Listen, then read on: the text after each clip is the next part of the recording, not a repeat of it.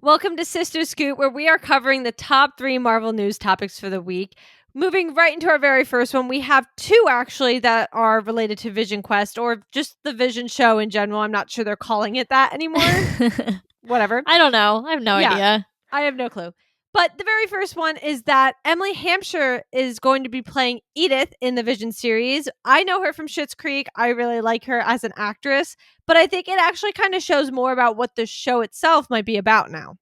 Yeah, I know people have been talking a lot about the fact that both Edith and Friday are coming back. We don't have a casting for Friday to my knowledge, but the fact that, and if you guys aren't sure exactly who these characters are, just taking a step back, those are other AI people is the wrong term, but like other AI programs, basically other versions of Jarvis that Tony called Edith and Friday, and we've seen their like discs. I think it was in Age of Ultron that we saw like the programs. Either way, Probably, it's in one of the films. That's when they have the whole like Ultron eats Jarvis and Yeah. So I think it's that film, but don't quote us on it. And so essentially they're bringing back 2 of these, characters is a loose term because we never actually saw them booted up, but they're bringing back 2 of these concepts into this show. And I know people online are talking about like, oh, is he going to like how is he going to interact with them and things like that. So I do think it's very interesting. And then you talk about the fact that James Spader is coming back as Ultron. So now you're starting to put together some interesting things about some very smart, very human-like AI programs. I mean, Jarvis is the backbone of Vision. Obviously, this Vision doesn't have the emotive capabilities that our Vision did after all that time. So it'll be interesting to see kind of the interplay between these different AI programs and their level of like empathy and like ability to almost become human-like. I actually think, to me, it opens the door to what could be a really interesting topic of talking about AI. I know, timely too. Well, exactly. And I know, I mean, how much of that conversation kind of already happened with the whole Secret Invasion thing, and how I totally understand people being upset with the AI at the beginning. And then there was the argument of like, they did it to show, you don't know what's real and what's fake when you're, and, I know I'm talking about like the worst project ever put out right now. I'm aware. Truly.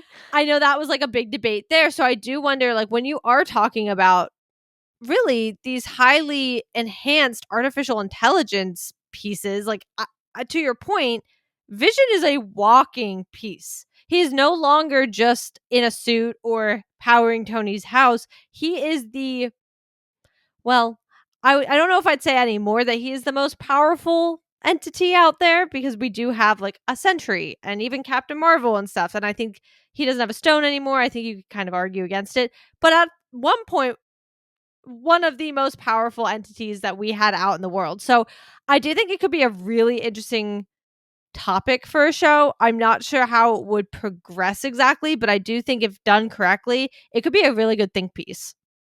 Yeah, I agree, especially because if you think about kind of where we've gone with AI over especially the last 2 to 3 years, Age of Ultron is very ahead of its time. Obviously, it's based on a comic book, so like that is even more ahead of its time.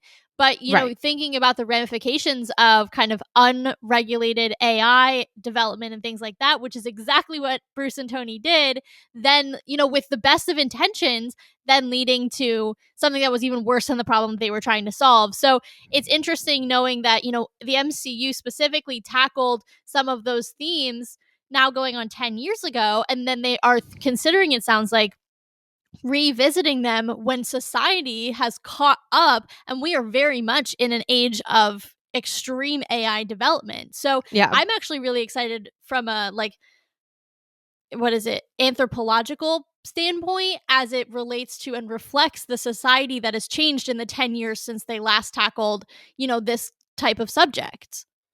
Yeah, I definitely think if that's the direction they go, it will be hopefully really like thought-provoking, genuinely. I do think this is the only kind of project I could see going that way. And if you're going to bring especially Ultron back, I think that's the best way to do it.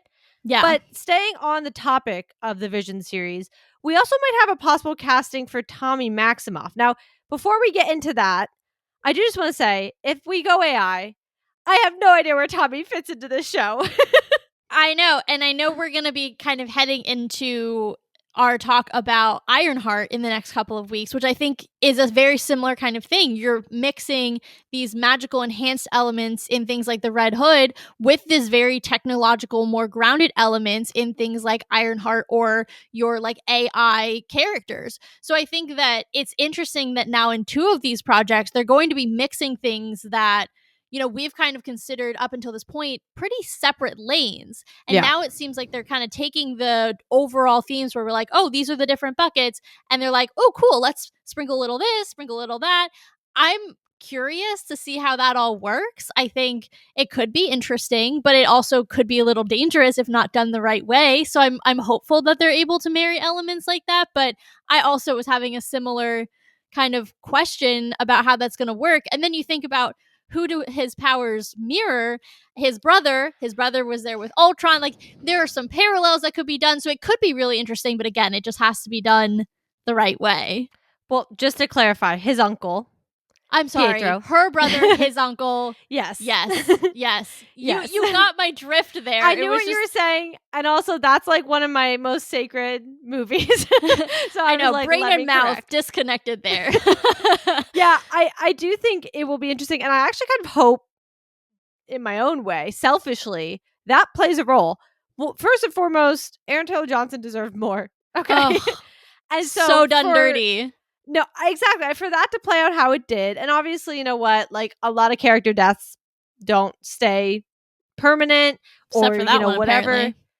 Right, and so like I kind of give it the credit in its own way. Like, even for WandaVision, they didn't bring him back. We don't need to go into that whole mouth boner stuff, but I kind of hope there is a mirror to that, because I think if you're going to tell some of that story too, I mean, you have a Vision that doesn't have emotional capability, and some of that was what held Vision back from being the exact weapon Ultron would have made him if Ultron would have gone into that body. So I do think there's some very interesting what if moments kind of that could happen, and it would be kind of interesting to mirror having Tommy play Pietro's part in this series. I think that could be a really interesting way to kind of be like, maybe he's going to go down a villain route. Oh, wait, hold on. Who pulls him back? His brother. Like, I do think there could definitely be some routes here.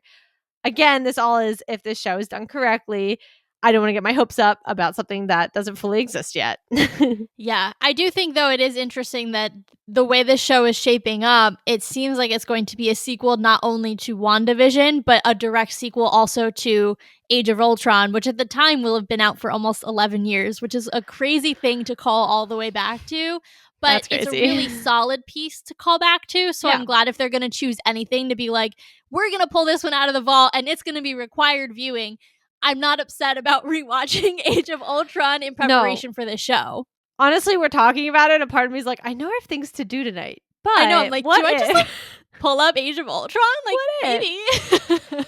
Well, as far as the actual casting for Tommy, I am blanking on his name currently, but I do remember it is somebody who's a little less well known, because that's why I'm blanking on his name, because I didn't remember it off the top of my head. But that's also exciting to me that we're going possibly down a route. It's not 100% confirmed, but we're possibly going down a route of a lesser known actor, especially when his counterpart isn't. Yeah. So I think that's a very fun direction. It's also been a while, I think, since Marvel's really gone a more lesser named hero for a bigger role. Yeah. Or person, not hero. Yeah. So to fill in the blank there, it's Rory Malika, and it's a name that I know I am definitely butchering because it is not spelled phonetically. So I am sorry if I am absolutely saying that completely wrong. But he's someone that we talked about. He was officially cast months ago, and we talked about it in a Sister Scoop. We just didn't know for what role.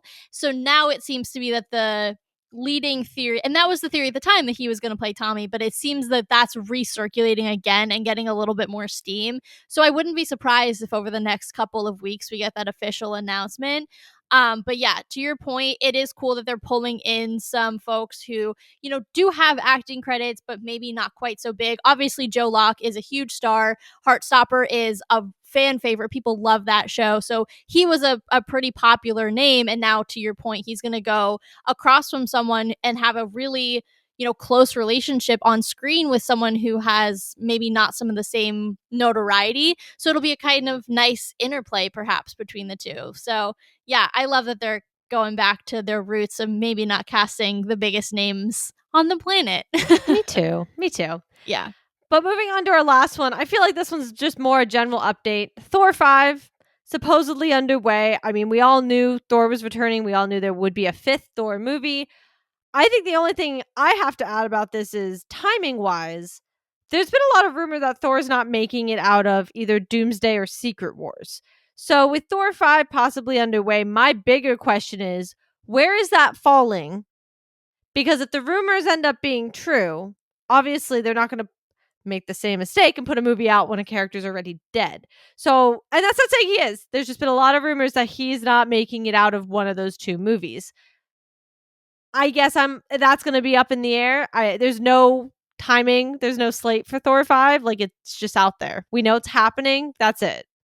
Yeah, it's definitely an interesting one.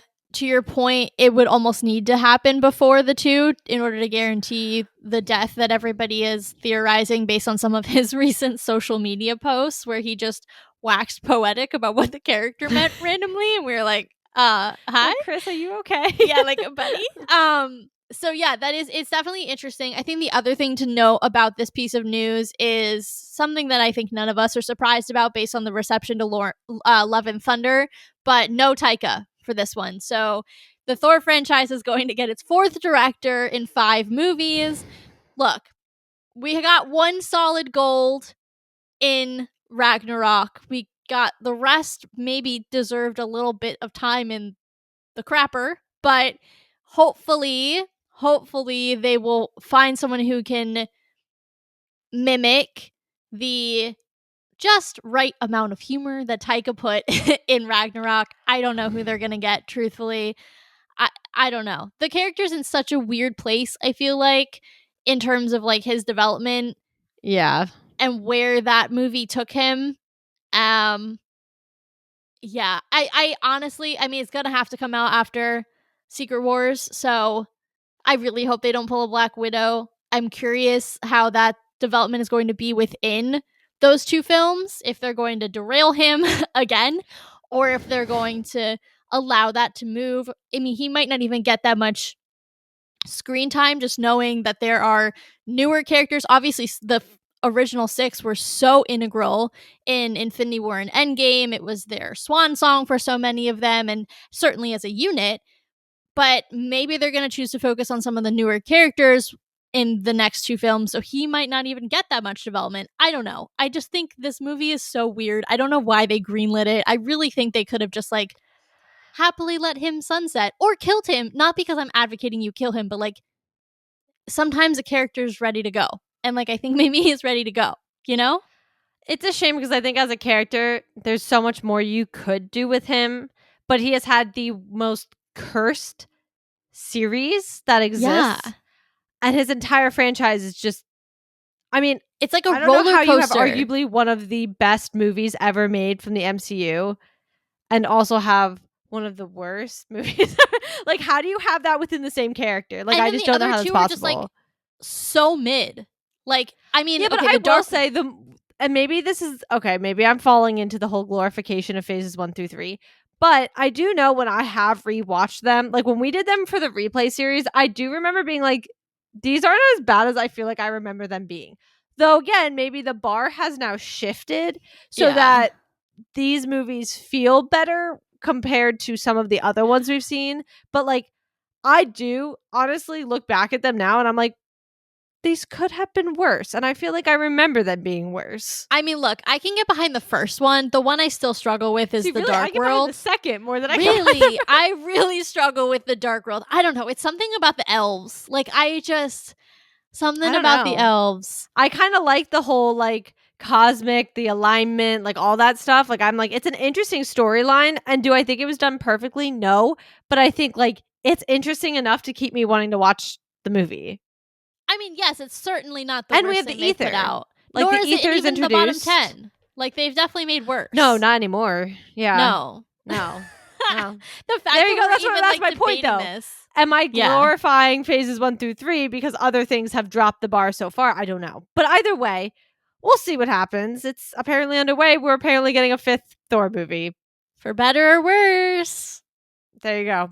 All right, though. This has been this week's Sister Scoop. Join us again next week as we cover 3 more Marvel news topics. And as T kind of mentioned earlier, we are entering our Ironheart era. So make sure you guys are listening to that on the podcast side as that starts to come out very soon. We're very excited. But we'll see you guys next week. Bye.